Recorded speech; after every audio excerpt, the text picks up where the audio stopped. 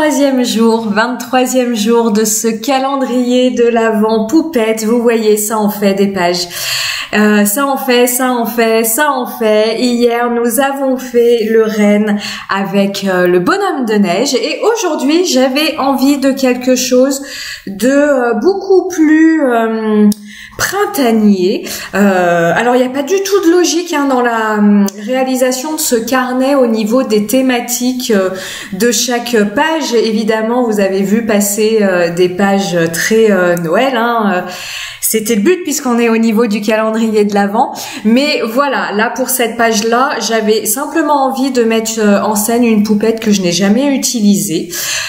Donc c'est ce que je vais faire là et je vais utiliser pour réaliser le fond de cette réalisation. Je vais mixer deux techniques en aquarelle. La première, c'est celle qu'on appelle créer un effet de verre. Ça, je vous en ai parlé dans des vidéos précédentes que j'ai pu faire cet été. Et puis la deuxième, vous verrez, je vais venir essayer de travailler d'une façon un petit peu différente les crayons de couleur aquarellables. Cet effet de verre, je vous l'ai décrit dans de précédentes vidéos. En tout cas, il s'agit d'appliquer sur votre papier une bonne couche de la couleur souhaitée. Une fois que cette couleur est appliquée, vous la laissez un petit peu sécher pour que les pigments s'imprègnent dans le papier. Une fois qu'elle a très légèrement séché, vous venez appliquer là où vous souhaitez retirer de la couleur de l'eau et puis avec votre pinceau, vous procédez à un retrait classique de couleur. Retrait, vous le faites de façon aussi importante que selon le rendu que vous souhaitez. Et là, je suis venue faire des petits copeaux avec mon crayon de couleur aquarellable. Donc, c'est un crayon de couleur Albrecht Dürer. Si ma mémoire ne me trompe pas, c'est la couleur vert foncé. Je l'ai pas noté au moment de faire ma petite réalisation. Si c'est pas la couleur vert foncé, c'est un crayon en tout cas qui est vert foncé. L'idée étant que ces copeaux vont venir se coller sur mon fond de page et ces copeaux vont venir très légèrement se diffuser sur mon fond de page puisque mon fond de page est humide. Alors, je voulais revenir sur mon fond et sur l'effet de verre. On parlera de la colorisation de ma petite poupette juste après. Au niveau de l'effet de verre, j'ai plusieurs choses, au niveau de cette colorisation, plusieurs choses que je voulais vous dire. Comme je vous disais, l'effet de verre, je vous en ai parlé dans diverses réalisations que j'ai fait cet été. Sauf que cet été, j'avais travaillé dans un carnet où les feuilles sont en papier aquarelle coton. Là, je travaille dans un carnet Moleskine format A6, mais c'est du papier cellulose. Là, j'ai bien vu la différence entre le papier coton et le papier cellulose. Cet été, quand j'ai travaillé sur mon papier coton, lorsque je venais pratiquer le retrait pour faire cet effet de verre, donc l'effet de verre, c'est le fait d'avoir une zone beaucoup plus claire au centre de sa page qu'autour, de travailler par technique de retrait successif pour aller à une teinte qui nous plaît au niveau du centre du papier. Lorsque j'ai travaillé cet été sur du papier coton, le dégradé que j'ai obtenu est un dégradé très doux, c'est un dégradé très harmonieux, un dégradé sans démarcation, alors même que j'ai utilisé le même type d'aquarelle, le même type de matériel. Je vais dire que le geste était le même puisque c'est moi qui l'ai réalisé, donc au niveau du geste, rien n'a changé. Mais en tout cas, en travaillant sur du papier coton, j'ai réussi à avoir un dégradé très harmonieux. Vous le verrez à la fin de cette vidéo ou si vous avez vu passer ma réalisation sur les réseaux sociaux. Sur du papier cellulose, il en est tout autre. Et sur le papier cellulose, il s'est passé ce qui se passe habituellement sur du cellulose lorsqu'on ajoute beaucoup d'eau. C'est que j'ai créé une auréole. C'est-à-dire que entre ma première couche de verre assez intense que j'ai appliquée et ma deuxième couche d'eau que j'ai appliquée pour ensuite la retirer pour avoir mon dégradé, cette seconde couche d'eau est venue faire une auréole tout le tour de la flaque finalement. Hein, c'est une flaque que j'ai faite. Hein, alors pas une inondation, hein, n'entendez pas par là inondation, mais en tout cas la flaque d'eau que j'ai réalisée. Même si par la suite je suis venue faire du retrait au niveau du liquide qui était sur ma feuille, malgré tout, ça a eu le temps et l'occasion de créer une auréole, ce qui fait que j'ai un dégradé beaucoup moins harmonieux que sur mon papier coton.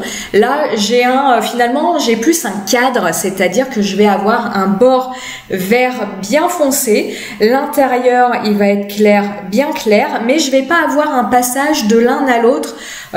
Voilà, très harmonieux, c'est le mot qui me vient. On va avoir quelque chose de beaucoup plus tranché, avec cette limite qui va être dessinée par mon auréole. Je ne dis pas que l'un est mieux que l'autre.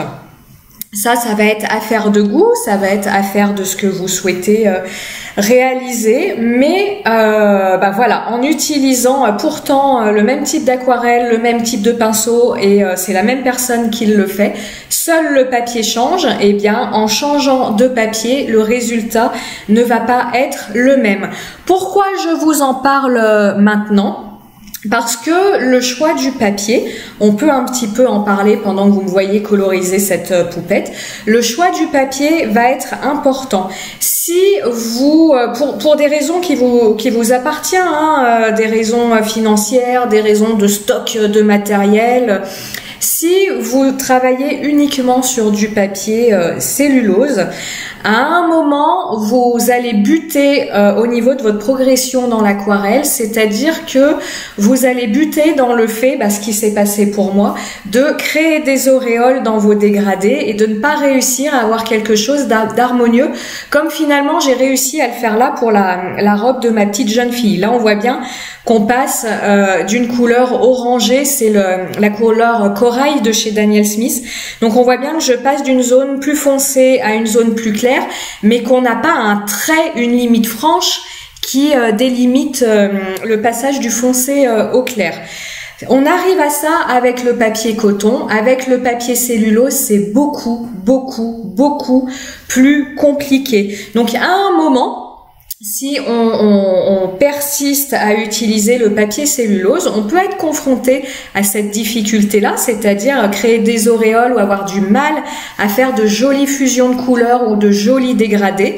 On peut être dans l'illusion de ne pas progresser et de ne pas y arriver, alors qu'en fait, c'est juste le papier qui pose souci. Donc moi, ce que je vous conseillerais, c'est de garder votre papier cellulose pour réaliser des fonds, parce que pour réaliser des fonds, ça va très très bien et c'est amplement suffisant.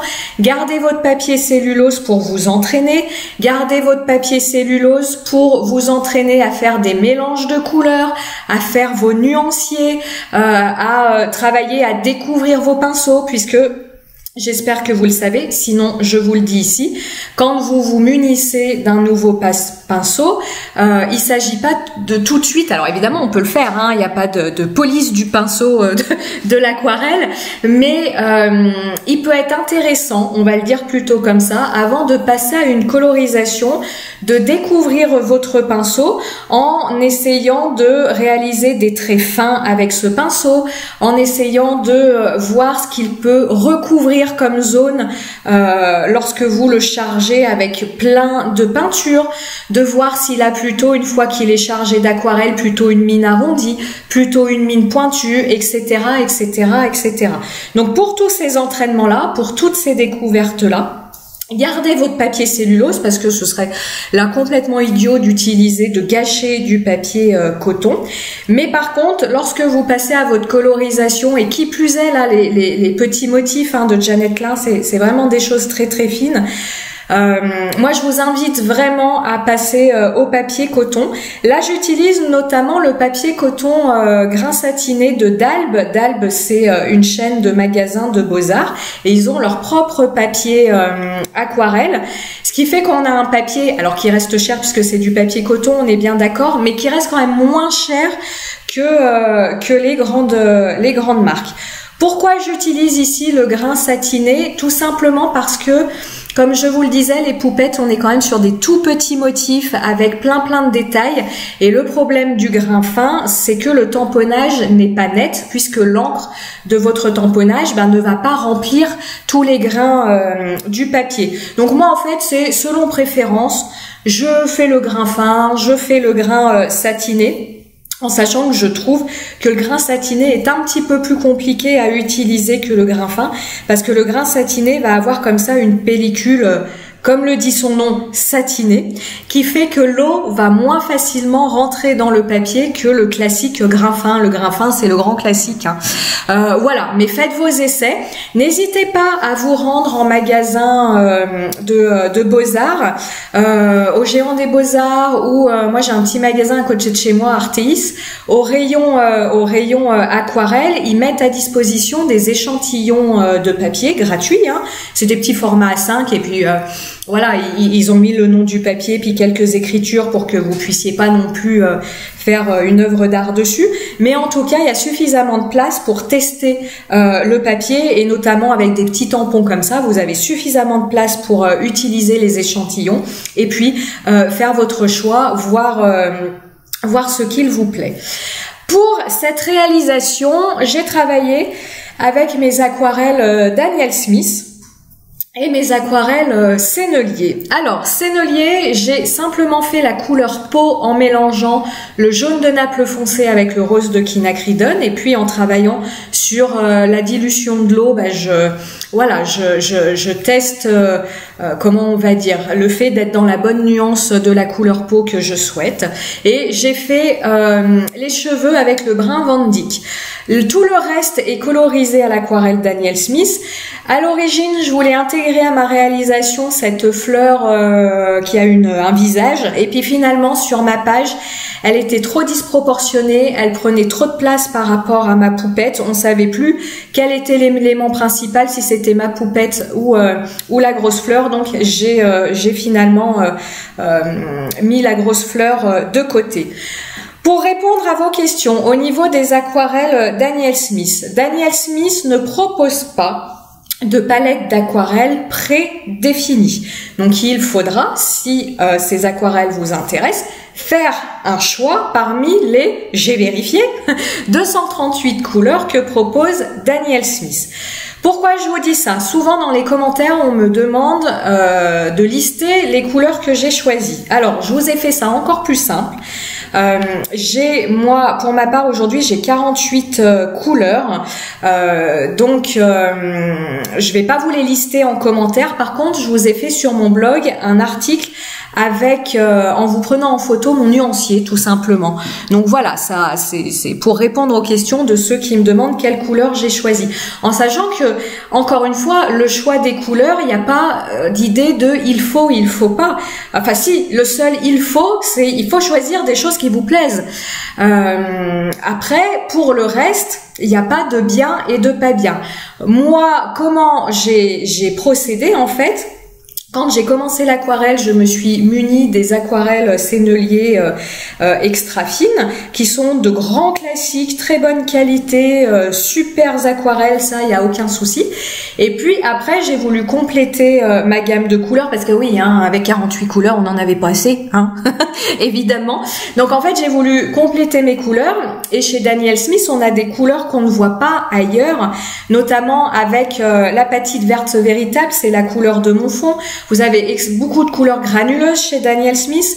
Donc en fait, j'ai complété ma palette Sennelier avec ces couleurs un petit peu moins communes que l'on trouve chez Daniel Smith. Mais chez Daniel Smith, j'ai pas repris un rose classique, j'ai pas repris un rouge classique, j'ai pas repris, je vais pas tous vous les faire, hein, un vert classique, tout simplement parce que ça, je l'avais chez Sennelier et je trouvais ça un petit peu ridicule de prendre la même couleur chez l'un et chez l'autre.